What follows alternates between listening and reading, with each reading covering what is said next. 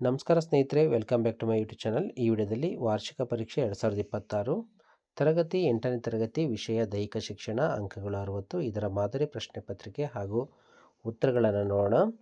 ಪ್ರಶ್ನೆ main question number 1ರಲ್ಲಿ ಪ್ರತಿ ಪ್ರಶ್ನೆಗಳಿಗೆ ಅಥವಾ ಅಪೂರ್ಣ ಹೇಳಿಕೆಗಳಿಗೆ 4 ಆಯ್ಕೆಗಳನ್ನು ನೀಡಲಾಗಿದೆ.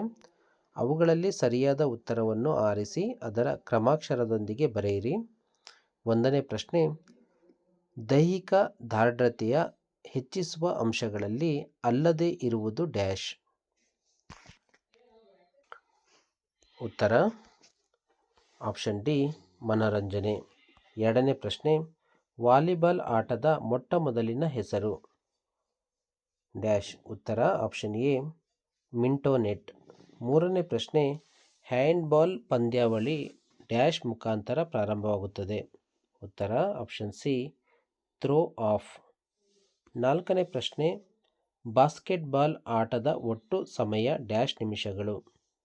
ಉತ್ತರ ಆಪ್ಷನ್ ಬಿ 40 ನಿಮಿಷಗಳು. 5ನೇ ಪ್ರಶ್ನೆ, ಬ್ಯಾಡ್ಮಿಂಟನ್ನಲ್ಲಿ ಒಂದು ಆಟದಲ್ಲಿ ಡ್ಯಾಶ್ ಅಂಕಗಳಿರುತ್ತವೆ. ಉತ್ತರ ಆಪ್ಷನ್ ಸಿ 21. 6ನೇ ಪ್ರಶ್ನೆ, ಈ ಕೆಳಗಿನವುಗಳಲ್ಲಿ ಮಧ್ಯಮ ದೂರದ ಓಟ ಡ್ಯಾಶ್ ಮೀಟರ್ಗಳು. ಉತ್ತರ option C 800 metre.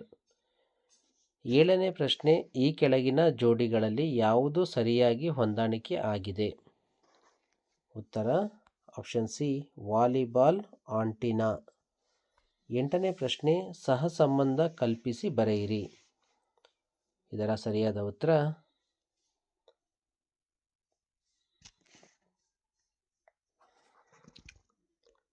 Volleyball service, ಬ ಹ್ಯಾಂಡ್ಬಾಲ್ ಥ್ರೋ ಆಫ್, ಕ ಹಾಕಿ ಸೆಂಟರ್ ಪಾಸ್, ಡ ಬಾಸ್ಕೆಟ್ಬಾಲ್ ಡ್ಯಾಶ್.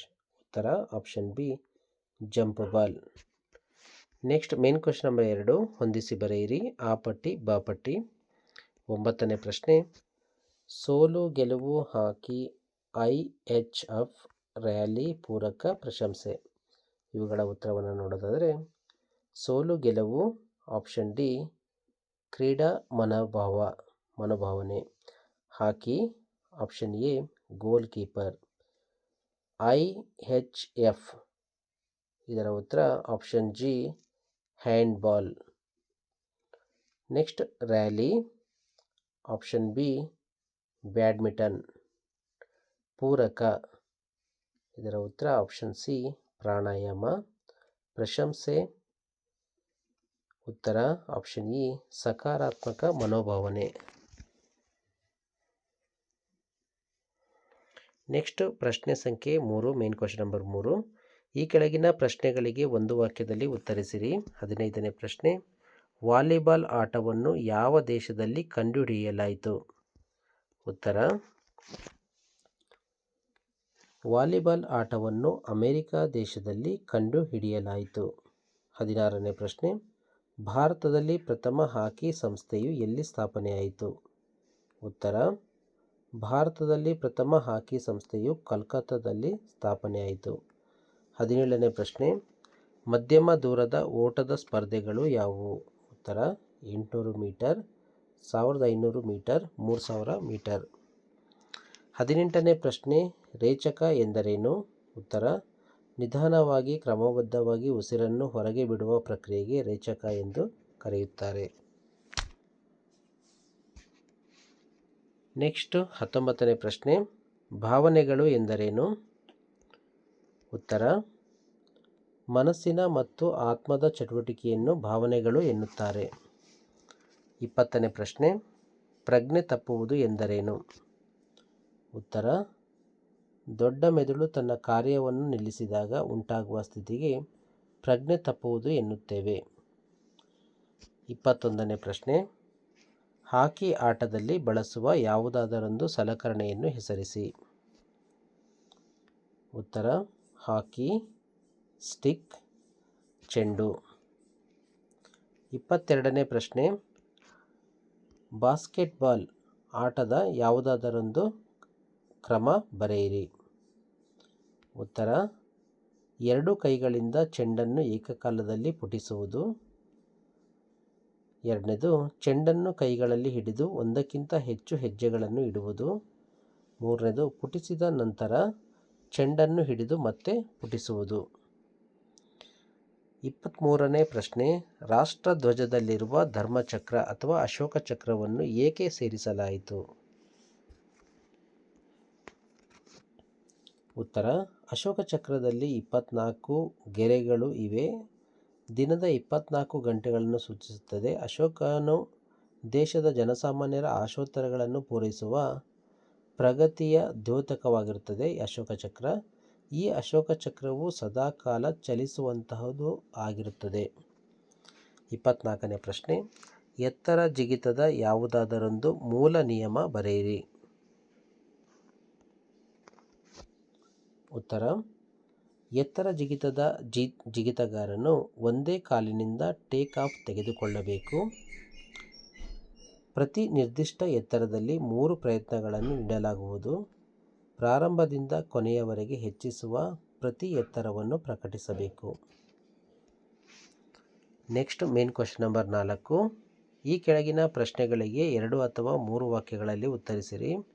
25ನೇ ಪ್ರಶ್ನೆ, ಪ್ರಥಮ ಬಾರಿಗೆ ಹ್ಯಾಂಡ್ಬಾಲ್ ಆಟದ ಲಿಖಿತ ನಿಯಮಗಳನ್ನು ಯಾವಾಗ ಮತ್ತು ಯಾರು ಪ್ರಕಾಶನಗೊಳಿಸಿದರು? ಉತ್ತರ, ಪ್ರಥಮ ಬಾರಿಗೆ ಹ್ಯಾಂಡ್ಬಾಲ್ ಆಟದ ಲಿಖಿತ ನಿಯಮಗಳನ್ನು 1906ರಲ್ಲಿ ಡೇನ್ ಹೋಲ್ಗರ್ ನೀಲ್ಸನ್ ಪ್ರಕಾಶನಗೊಳಿಸಿದರು. 26ನೇ ಪ್ರಶ್ನೆ, ಬ್ಯಾಡ್ಮಿಂಟನ್ ಅಂಕಣದ ಅಳತೆಗಳನ್ನು ಬರೆಯಿರಿ. ಉತ್ತರ, ಸಿಂಗಲ್ಸ್ ಅಗಲ 5.18 ಮೀಟರ್, ಉದ್ದ 13.40 ಮೀಟರ್. ಡಬಲ್ಸ್ಗೆ ಅಗಲ 6.10 ಮೀಟರ್, ಉದ್ದ 13.40 ಮೀಟರ್. ನೆಕ್ಸ್ಟ್ ಕ್ವಶನ್, 27ನೇ ಪ್ರಶ್ನೆ, ಎತ್ತರ ಜಿಗಿತದಲ್ಲಿ ರಾಷ್ಟ್ರಮಟ್ಟದ ಪುರುಷ ಮತ್ತು ಮಹಿಳೆಯರ ಕ್ರೀಡಾಪಟುಗಳ ದಾಖಲೆ ಬರೆಯಿರಿ.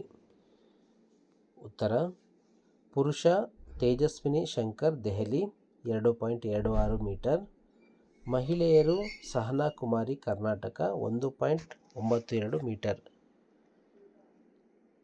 ನೆಕ್ಸ್ಟ್ 28ನೇ ಪ್ರಶ್ನೆ, ರಾಷ್ಟ್ರಗೀತೆಯನ್ನು ರಚಿಸಿದವರು ಯಾರು ಮತ್ತು ಯಾವ ಭಾಷೆಯಲ್ಲಿ ರಚಿಸಿದ್ದಾರೆ?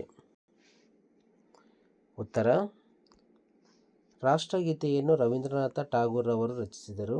ರಾಷ್ಟ್ರಗೀತೆಯನ್ನು ಬಂಗಾಳಿ ಭಾಷೆಯಲ್ಲಿ ರಚಿತವಾಗಿದೆ. 29ನೇ ಪ್ರಶ್ನೆ, ಯೋಗ ಮತ್ತು ವ್ಯಾಯಾಮಗಳ ನಡುವಿನ ವ್ಯತ್ಯಾಸ ಬರೆಯಿರಿ. ಉತ್ತರ, ಯೋಗಾಸನ ನಿರಾಯಾಸವಾಗಿ ಮಾಡುವುದಾಗಿದೆ. ಯೋಗಾಸನದಲ್ಲಿ ಉಸಿರಾಟದ ಕ್ರಮಗಳಿಗೆ ಮಹತ್ವ ನೀಡಿದೆ. ವ್ಯಾಯಾಮಕ್ಕೆ ಸಂಬಂಧಪಟ್ಟಂತೆ ವ್ಯಾಯಾಮವನ್ನು ಪದೇ ಪದೇ ಪ್ರಯತ್ನಪೂರ್ವಕವಾಗಿ ಮಾಡಲಾಗುತ್ತದೆ. ಉಸಿರಾಟದ ನಿಯಂತ್ರಣಕ್ಕೆ ಹೆಚ್ಚಿನ ಮಹತ್ವ ನೀಡಲಾಗುವುದಿಲ್ಲ. 30ನೇ ಪ್ರಶ್ನೆ, ದೈಹಿಕ ಶಿಕ್ಷಣ ಚಟುವಟಿಕೆಗಳಲ್ಲಿ ಭಾಗಿಯಾಗುವುದರಿಂದ ನಿಮ್ಮ ಮಾನಸಿಕ ಅಭಿವೃದ್ಧಿ ಹೇಗೆ ವೃದ್ಧಿಸುತ್ತದೆ?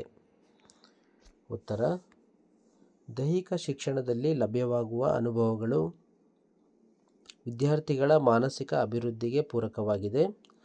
ಕ್ರೀಡೆಗಳು, ಆಟೋಟಗಳು ಮತ್ತು ಇತರ ಚಟುವಟಿಕೆಗಳು ಉದ್ವೇಗ, ಖಿನ್ನತೆಗಳಂತಹ ಮಾನಸಿಕ ಸಮಸ್ಯೆಗಳನ್ನು ದೂರವಿಡಲು ಅತ್ಯಂತ ಸಹಕಾರಿ. ಮಾನಸಿಕ ಸುಸ್ಥಿತಿಯನ್ನು ಕಾಪಾಡಿಕೊಳ್ಳುವುದು ಸುಲಭ.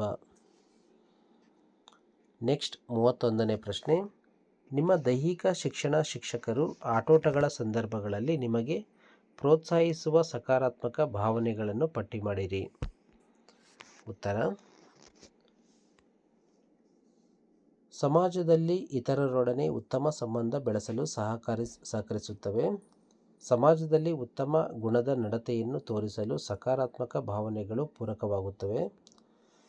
ವ್ಯಕ್ತಿಯೊಬ್ಬನ ಸಾಧನೆ ಮತ್ತು ಸಾಧಿಸಿದ ಗುರಿಗಳು ಆತನ ಸಕಾರಾತ್ಮಕ ಭಾವನೆಗಳ ಫಲವಾಗುತ್ತದೆ.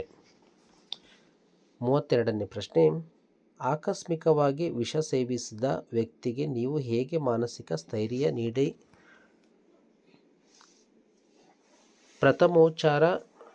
ಉಪಚಾರ ನೀಡುತ್ತೀರಿ? ಉತ್ತರ, ವಿಷ ಸೇವಿಸಿದಾಗ ವ್ಯಕ್ತಿಗೆ ವಾಂತಿ ಮಾಡಿಸುವುದರಿಂದ ವಿಷದ ತೀಕ್ಷ್ಣತೆಯನ್ನು ತಗ್ಗಿಸಬಹುದು. ವಾಂತಿ ಮಾಡಿಸಲು ಕಿರುನಾಲಿಗೆಗೆ ಬೆರಳುಗಳಿಂದ ಕೆಣಕಬೇಕು ಅಥವಾ ಬೆಚ್ಚಗಿರುವ ನೀರಿಗೆ ಉಪ್ಪು ಹಾಕಿ ಕುಡಿಸಿದರೆ ವಾಂತಿಯಾಗುತ್ತದೆ. ಧಾರಾಳವಾಗಿ ನೀರನ್ನು ಕುಡಿಸುವುದರಿಂದ ತೀಕ್ಷ್ಣವಾದ ರೂಪದಲ್ಲಿ ವಿಷವು ದೇಹಕ್ಕೆ ವ್ಯಾಪಿಸುವುದನ್ನು ನಿಧಾನಗೊಳಿಸಬಹುದು. ಆಮ್ಲಗಳು ಆಲ್ಕಲಿಗಳನ್ನು ಸೇವಿಸಿದಾಗ ಬಾಯಿಯ ಒಳಭಾಗ ಹಾಗೂ ತುಟಿಗಳು ಸುಟ್ಟು ಹೋಗಿದ್ದಾಗ ವಾಂತಿ ಮಾಡಿಸಬಾರದು. ಸಾಧ್ಯವಾದಷ್ಟು ಬೇಗನೆ ವೈದ್ಯರಲ್ಲಿ ಕರೆದೊಯ್ಯಬೇಕು. Main question number 5. ಈ ಕೆಳಗಿನ ಪ್ರಶ್ನೆಗಳಿಗೆ 5ರಿಂದ 6 ವಾಕ್ಯಗಳಲ್ಲಿ ಉತ್ತರಿಸಿ. 33ನೇ ಪ್ರಶ್ನೆ, ವಾಲಿಬಾಲ್ ಆಟದ ಸಾಮಾನ್ಯ ನಿಯಮಗಳನ್ನು ತಿಳಿಸಿರಿ. ಉತ್ತರ: ಪ್ರತಿಯೊಂದು ತಂಡದಲ್ಲಿ 6 ಜನ ಆಟಗಾರರೊಂದಿಗೆ 6 ಜನ ಬದಲಿ ಆಟಗಾರರಿರುತ್ತಾರೆ. ನಾಣ್ಯ ಚಿಮ್ಮುವಿಕೆಯ ಮುಖಾಂತರ ಯಾವ ತಂಡದವರು ಸರ್ವಿಸ್ನೊಂದಿಗೆ ಪಂದ್ಯವನ್ನು ಪ್ರಾರಂಭಿಸಬೇಕೆಂದು ನಿರ್ಣಯಿಸಲಾಗುತ್ತದೆ. ಬಾಲ್ ಸರ್ವಿಸ್ ಮಾಡುವಾಗ ಟಾಸ್ ಮಾಡಿ ಸರ್ವಿಸ್ ಮಾಡಬೇಕು. ರೊಟೇಷನ್ ಪದ್ಧತಿಯಲ್ಲಿ ಸರ್ವಿಸ್ ಮಾಡಬೇಕು. ಒಂದು ತಂಡಕ್ಕೆ 3 ಸ್ಪರ್ಶಗಳನ್ನು ನೀಡಲಾಗಿರುತ್ತದೆ. 3 ಸ್ಪರ್ಶಗಳಲ್ಲಿ ಎದುರಾಳಿ ತಂಡಕ್ಕೆ ಬಾಲನ್ನು ಕಳಿಸಬೇಕು. 34ನೇ ಪ್ರಶ್ನೆ, ಹ್ಯಾಂಡ್ಬಾಲ್ ಕ್ರೀಡೆಯನ್ನು ಒಲಿಂಪಿಕ್ಸ್ನಲ್ಲಿ ಸೇರಿಸಿಕೊಂಡ ಬಗೆ ಹೇಗೆ ವಿವರಿಸಿ. ಉತ್ತರ: 1936ರಲ್ಲಿ ಬರ್ಲಿನ್ ಒಲಿಂಪಿಕ್ ಕ್ರೀಡಾಕೂಟದಲ್ಲಿ ಪ್ರದರ್ಶನಕ್ಕೆಂದು ಹ್ಯಾಂಡ್ಬಾಲ್ ಪಂದ್ಯಾಟವನ್ನು ಏರ್ಪಡಿಸಲಾಗಿತ್ತು. ಈ ಪಂದ್ಯದಲ್ಲಿ ಜರ್ಮನಿ ತಂಡದವರು ಈ ಪಂದ್ಯಾಟದಲ್ಲಿ ಗಮನಾರ್ಹ ಸಾಧನೆಯನ್ನು ತೋರ್ಪಡಿಸಿದರು. ಮುಂದಿನ ಒಲಿಂಪಿಕ್ ಪಂದ್ಯಾಟಗಳಲ್ಲಿ ಹ್ಯಾಂಡ್ಬಾಲ್ ಕ್ರೀಡೆಯನ್ನು ಸೇರಿಸಲಿಲ್ಲ. 1972ರಲ್ಲಿ ಮೂನಿಚ್ ಒಲಿಂಪಿಕ್ ಕ್ರೀಡಾಕೂಟದಲ್ಲಿ ಪುರುಷರಿಗಾಗಿ ಸೇರ್ಪಡಿಸಿದರು. 1976ರಲ್ಲಿ ಮಾಂಟ್ರಿಯಲ್ ಒಲಿಂಪಿಕ್ ಕ್ರೀಡಾಕೂಟದಲ್ಲಿ ಮಹಿಳೆಯರಿಗಾಗಿ ಸೇರ್ಪಡಿಸಿದರು.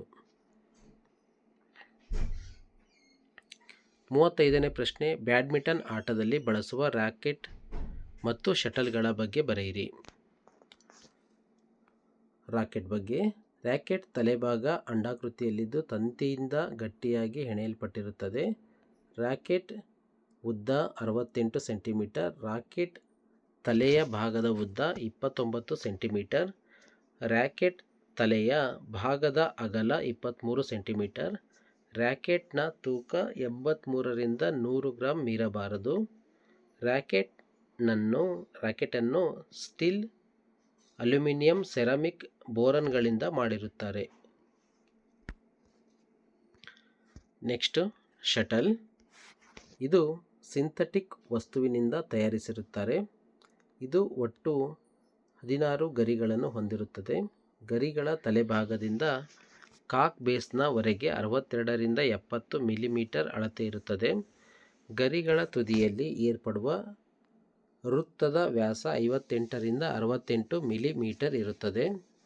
ಬೇಸ್ ಕೆಳಭಾಗದ ಸುತ್ತಳತೆ 25ರಿಂದ 28 ಮಿಲಿಮೀಟರ್ ಇರುತ್ತದೆ. ಶಟಲ್ನ ತೂಕ 4.74 ಗ್ರಾಂನಿಂದ 5.50 ಗ್ರಾಂವರೆಗೆ ಇರುವುದು. 36ನೇ ಪ್ರಶ್ನೆ, ಮಧ್ಯಮ ಮತ್ತು ದೂರದ ಓಟದ ಸ್ಪರ್ಧೆಯ ನಿಯಮಗಳನ್ನು ವಿವರಿಸಿ. ಉತ್ತರ: ಮಧ್ಯಮ ಮತ್ತು ದೂರದ ಓಟಗಳ ನಿಯಮಗಳು. 1ನೇದು, ಎಲ್ಲ ಸ್ಪರ್ಧೆಗಳನ್ನು ಗುಂಪುಗಳಲ್ಲಿ ಓಡಿಸಲಾಗುವುದು 800 ಮೀಟರ್ ಹೊರತುಪಡಿಸಿ. ಸ್ಪರ್ಧೆಯನ್ನು ನಡೆಸುವಾಗ ಟ್ರ್ಯಾಕ್ನಲ್ಲಿ ಸ್ಪರ್ಧಿಗಳು ಹೆಚ್ಚಾಗಿದ್ದಲ್ಲಿ ಹಿಟ್ಸ್ಗಳನ್ನು ಮಾಡಲಾಗುತ್ತದೆ. ಪ್ರತಿ ಹಿಟ್ಸ್ನಿಂದ ಆಯ್ಕೆಯಾದ ಸ್ಪರ್ಧಿಗಳನ್ನು ಅಂತಿಮ ಸ್ಪರ್ಧೆಗೆ ಓಡಿಸಲು ಅರ್ಹಗೊಳಿಸಲಾಗುವುದು. ಸ್ಪರ್ಧಿಗಳ ಸಂಖ್ಯೆ 12ಕ್ಕಿಂತ ಹೆಚ್ಚಾಗಿದ್ದಾಗ 2 ಗುಂಪುಗಳನ್ನು ಮಾಡಿ ಏಕಕಾಲದಲ್ಲಿ 2 ಹಿಟ್ಸ್ಗಳನ್ನು ಒಟ್ಟಿಗೆ ಪ್ರಾರಂಭಿಸಬಹುದು. Next, main question number 6. ಈ ಕೆಳಗಿನ ಪ್ರಶ್ನೆಗಳಿಗೆ 7ರಿಂದ 8 ವಾಕ್ಯಗಳಲ್ಲಿ ಉತ್ತರಿಸಿ. 37ನೇ ಪ್ರಶ್ನೆ, ಹಾಕಿ ಆಟದಲ್ಲಿ ವಿಧಿಸುವ ದಂಡಗಳು ಯಾವುವು ವಿವರಿಸಿ. ಉತ್ತರ: ಆಟವಾಡುವಾಗ ಯಾವುದೇ ತಂಡ ತಪ್ಪು ಮಾಡಿದಲ್ಲಿ ಫ್ರೀ ಹಿಟ್ಟನ್ನು ಎದುರಾಳಿಗೆ ನೀಡಲಾಗುವುದು. ತಮ್ಮ ಡಿ ವಲಯದಲ್ಲಿ ತಂಡ ತಪ್ಪು ಮಾಡಿದರೆ ಎದುರಾಳಿಗೆ ಪೆನಾಲ್ಟಿ ಕಾರ್ನರ್ ನೀಡಲಾಗುವುದು. ತಮ್ಮ ಡಿ ವಲಯದಲ್ಲಿ ರಕ್ಷಣಾತ್ಮಕ ಆಟಗಾರರು ಉದ್ದೇಶಪೂರ್ವಕವಾಗಿ ತಪ್ಪು ಮಾಡಿದಲ್ಲಿ ಎದುರಾಳಿ ತಂಡಕ್ಕೆ ಪೆನಾಲ್ಟಿ ಸ್ಟ್ರೋಕ್ ನೀಡಲಾಗುವುದು. 23 ಮೀಟರ್ ಲೈನ್ ಒಳಗಡೆ ರಕ್ಷಣಾತ್ಮಕ ಆಟಗಾರರು ಉದ್ದೇಶಪೂರ್ವಕವಾಗಿ ತಪ್ಪು ಎಸಗಿದಾಗ ಎದುರಾಳಿ ತಂಡಕ್ಕೆ ಪೆನಾಲ್ಟಿ ಕಾರ್ನರ್ ನೀಡಲಾಗುತ್ತದೆ. ಆಟದ ಸಂದರ್ಭದಲ್ಲಿ ರಕ್ಷಕರು ತಮ್ಮ ಡಿ ವಲಯದಿಂದ ಚೆಂಡನ್ನು ಹೊರಹಾಕಿದರೆ ಅಂತಹ ಸಂದರ್ಭದಲ್ಲಿ ಎದುರಾಳಿ ತಂಡದವರಿಗೆ ಕಾರ್ನರ್ ಹಿಟ್ ನೀಡಲಾಗುವುದು.